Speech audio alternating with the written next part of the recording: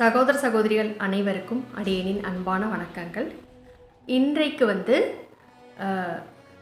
பகவத்கீதை அர்ஜுனனுக்கு மட்டும் ஏன் கூறப்பட்டது, அர்ஜுனனை ஏன் பகவான் தேர்ந்தெடுத்தார் என்பதை பற்றி நாம் பார்க்க இருக்கிறோம். முற்றிலும் மாறுபட்ட கண்ணோட்டத்தில் பகவத்கீதையை நீங்கள் ரசித்து கொண்டிருக்கிறீர்கள். இந்த சேனலை சப்ஸ்கிரைப் பண்ண அனைவருக்குமே மிக்க நன்றி. இப்போது வீடியோக்குள்ளே போகலாமா? சப்ஸ்கிரைப் பண்ணாதவங்க பண்ணிக்கோங்க என்று கேட்டுக்கொள்கிறேன். ஏன் பகவான் கிருஷ்ணர் அர்ஜுனனை பகவத்கீதை உபதேசிக்க தேர்ந்தெடுத்தார்? இப்போ பஞ்ச பாண்டவர்கள் 5 பேர் இருக்கிறார்கள் அல்லவா? தர்மன் என்று போற்றப்படும் யுதிஷ்டிரன், அதற்கு பிறகு பீமன், அதற்கு பிறகு அர்ஜுனன், நகுலன், சகாதேவன். அப்படி 5 பேர் இருக்கும் பொழுது அர்ஜுனன் ஏன் தேர்வு செய்யப்பட்டான்? இதற்கான விடையைத்தான் நாம் இந்த பதிவில் பார்க்க இருக்கிறோம். தர்மரை பற்றி முதலில் பார்ப்போம். தர்மர் என்றாலே அவருடைய பேரே தர்மர் தான். ஏனென்றால் அப்படி தர்ம வழி தவறாமல், பொய்யே கூறாமல், பொய் உரைக்காமல், எல்லா விதத்திலும் நன்மையை மட்டுமே யோசித்து வாழ்நாள் முழுவதும் வாழ்ந்தவர் தர்மர். அப்படி இருக்கும் பொழுது தர்மருக்கு யுதிஷ்டிரர் இல்லையா, யுதிஷ்டிரருக்கு பகவத்கீதையை உபதேசித்திருக்கலாம் அல்லவா? ஏன் பகவான் அவரை தேர்ந்தெடுக்கவில்லை என்றால், யுதிஷ்டிரர் ஒரு சங்கல்பம் மேற்கொண்டிருந்தார். என்ன என்றால், எக்காரணத்தை கொண்டும் எப்பேற்பட்ட சூழ்நிலையிலும் பொய்யுரைக்க மாட்டேன் என்ற சபதத்தை அவர் மேற்கொண்டிருந்தார். எந்த ஒரு சூழ்நிலையாக இருந்தாலும் சரி, அந்த பொய்யினால் நன்மை விளைந்தாலும் சரி, அந்த பொய்யை அவர் கூற மாட்டேன் என்ற சங்கல்பத்தில் இருந்தார். ஏனென்றால் நன்மை விளைந்தாலும் சரி, தீமை விளைந்தாலும் சரி, பொய் தானே என்கின்ற ஒரு மனம் அவரிடம் இருந்தது. இதனால் பகவத்கீதையை புரிந்து கொள்ளக்கூடிய சக்தியை அவர் இழந்திருந்தார். இதற்கு உதாரணமாக அடியேன் ஒரு கதையில் ஒரு சம்பவம் அப்படின்னு வச்சுக்கோங்களேன், கூறுகிறேன். இப்பொழுது ஒரு இடத்துல ஒரு பசுவை கொல்வதற்காக ஒரு நபர் அந்த பசுவை தொடர்ந்து சென்று கொண்டே இருந்தார். அந்த பசு அவர்கிட்ட தப்பிச்சு ஓடிட்டே இருந்ததுங்க. அதை மற்றொரு நபர் ஒரு வீட்டின் வாசல்ல திண்ணையில் உட்கார்ந்து அவர் பார்த்து கொண்டிருந்தார். அந்த பசுவானது அந்த வீட்டிற்கு பின்னால் அவர் பார்த்து கொண்டிருக்கையில் அந்த வீட்டிற்கு பின்னால் சென்று ஓடி மறைந்து விட்டது. அதை பசுவை கொல்வதற்காக துரத்தி கொண்டு வந்த அந்த நபர் திண்ணையில் உட்கார்ந்து கொண்டிருந்த நபரிடம், இங்கே நான் அந்த பசுவை நான் கொன்றுவிட வேண்டும் என்று நினைக்கிறேன், நீங்கள் இந்த பசு எங்கே சென்றது என்பதை நீங்கள் பார்த்தீர்களா என்று கேட்கிறார். அப்பொழுது அந்த நபர் பசுவை காப்பாற்ற வேண்டும் என்ற எண்ணத்திற்காக, இந்த பசு இந்த பக்கம் போகலைங்க என்று பொய்யுரைத்தால், அந்த பொய் அந்த பசுவை காப்பாற்றி, அந்த பசு என்றாலே எல்லா தேவர்களும் வாசம் செய்யக்கூடிய ஒரு முக்கியத்துவம் வாய்ந்த தெய்வீக பிராணி பசு. அந்த பசுவை வதைப்பது என்றது பெரும் பாவத்தை ஏற்படுத்தக்கூடும். அப்படிப்பட்ட ஒரு பாவத்தை அவர் செய்யாமல் தடுப்பதற்காக பொய் உரைத்தால் அந்த பொய் பொய் ஆகாதுங்க. ஒருவருடைய நன்மைக்காக கூறப்படும் பொய் பொய்யே ஆகாது. அதுவும் வாய்மை என்றே போற்றப்படும் என்று கூறப்படுகிறது. ஆனால் தர்மர் அதை ஏற்க மறுக்கிறார். யுதிஷ்டர் அதை ஏற்க மறுக்கிறார். ஆகவேதான் அந்த நேரத்தில் தர்மராக இருந்தால் அந்த பசு இந்த பக்கம்தாங்க போயிருச்சு அப்படின்னு அவர் சொல்லியிருப்பார். ஆனால் அதை அது அப்படி பேசக்கூடாது. சந்தர்ப்ப சூழ்நிலைக்கேற்ப கூறப்படும் பொய் கூட வாய்மையே, பொய்யும் உண்மையே என்று பகவான் கிருஷ்ணர் கூறுகிறார். அதை எவ்வளவுதான் எடுத்து சொன்னாலும் கூட அதை ஏற்றுக்கொள்ள மறுக்கிறார் தர்மர். இப்படிப்பட்ட ஒரு சம்பவம் தான் மகாபாரத போர்க்களத்தில் நிகழ்கிறது. துரோணர் இறக்கப்பட வேண்டிய நேரம் வந்துவிட்டது. அதற்கு பகவான் கிருஷ்ணர் என்ன சொல்கிறார் என்றால், துரோணரிடம் உங்களுடைய மகன் அஸ்வத்தாமன் இறந்து போனான் என்று சொல்கிறார். அதற்கு துரோணர் யார் சொன்னா துரோணர் நம்புவார் அப்படிங்கிறது பகவான் கிருஷ்ணருக்கு தெரியும். அதை தர்மர் யுதிஷ்டிரர் சொன்னால் மட்டுமே அஸ்வத்தாமன் இறந்தான் என்பதை அவர் நம்புவார். அதற்கு பிறகுதான் அவரை மரணமடைய செய்ய முடியும், வேறு வழி இல்லை. அப்படிப்பட்ட சூழ்நிலையிலும் கூட அப்படி பொய்யுரைக்கும்படி பகவான் கிருஷ்ணர் யுதிஷ்டிரர்கிட்ட கூறுகிறார். இருந்தாலும் அதை யுதிஷ்டிரர் ஏற்க மறுக்கிறார். நான் பொய்யுரைக்க மாட்டேன் என்று கூறுகிறார். சரி, பரவாயில்ல என்று சொல்லி நீங்கள் உள்ளதையே கூறுங்கள் என்று ஒரு அஸ்வத்தாமன் என்கின்ற யானையை பீமன் கொன்று விடுகிறார். அதை சொல்லுங்கள் என்று கூறி யானை அஸ்வத்தாமன் மாண்டான் என்று யுதிஷ்டிரர் கூறுகிறார். ஆனால் பகவான் கிருஷ்ணர் யானை என்ற சொல்லை அவர்களுடைய துரோணருடைய காதிற்கு கேட்காதபடி செய்து விடுகிறார்.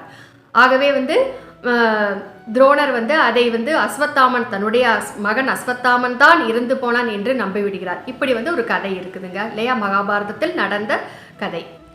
இப்படி தேவைப்படும் பொழுது பொய் கூறினாலும் அந்த பொய்யும் வாய்மையே என்பதை ஏற்க மறுக்கிறார். அப்படிப்பட்ட ஒரு மனம் இருப்பவருக்கு பகவத்கீதை சொன்னா புரியாது. ஏனென்றால் பகவத்கீதை ஒரு ஆழமான தத்துவ ஞானம் நிறைந்தது அந்த பகவத்கீதை. அதை புரிந்து கொள்வதற்கும் கூட ஒரு ஞானம் வேண்டும். அந்த ஞானம் தர்மரிடத்தில் இல்லை. ஆகவே தான் பகவத்கீதை தர்மரிடம் யுதிஷ்டிரரிடம் கூற மறுக்கிறாரு பகவான் கிருஷ்ணர். தேர்வு செய்யவில்லை, அப்படித்தான் சொல்ல வேண்டும். யுதிஷ்டிரரை தேர்வு செய்யவில்லை. இதை திருக்குறள்ல கூட திருவள்ளுவர் என்ன கூறியிருக்கிறார் என்று பார்க்கலாம். பொய்மையும் வாய்மையிடத்து புரை தீர்ந்த நன்மை பயக்கும் எனின் அப்படின்னு திருக்குறள்ல திருவள்ளுவர் கூட கூறுகிறாருங்க. ஏனென்றால் ஒரு பொய்யானது தேவைப்படும் நேரத்தில் கூறப்படும் பொழுது அந்த பொய்யினால் நன்மை விளைந்தால் அந்த பொய் கூட வாய்மையே, பொய் கூட உண்மையே என்று திருவள்ளுவர் கூட கூறுகிறார். அப்படி உள்ளதால் திருவள்ளுவர் இதனால் தர்மர் பகவத்கீதையை கேட்பதற்குரிய தகுதியை இழக்கிறார். அதற்கு பிறகு பீமன் அவரை பார்ப்போம். பீமன் என்னென்றால் அவருக்கு தான் நிறைந்த ஒரு மிகப்பெரிய பலசாலி என்கின்ற ஒரு கர்வம் அவரிடத்தில் இருந்தது. அது மட்டுமல்லாமல் அவர் நல்ல உணவு பிரியருங்க, நல்லா சாப்பிடுவார். அந்த மாதிரி இறைவனிடம் சென்று ஞானத்தை பெற வேண்டும் என்றால் அதைவிட பெரிய விஷயம் என்று எதுவுமே இருக்கக்கூடாது என்று ஒருவர் நினைக்க வேண்டும்.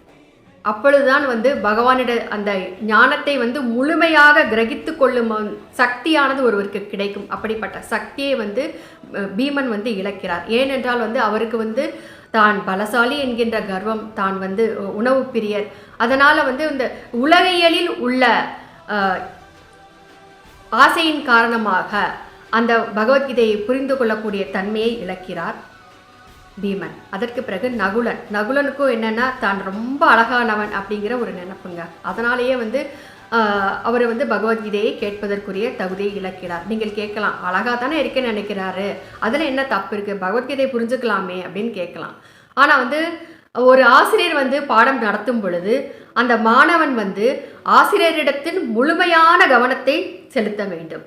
அதை விடுத்து வேறு நினைப்புடன் வேறு எண்ணத்தில் கவனம் செலுத்தினால் ஆசிரியர் கற்றுக் கொடுக்கும் பாடமானது மாணவனுக்கு புரியாது இல்லையா?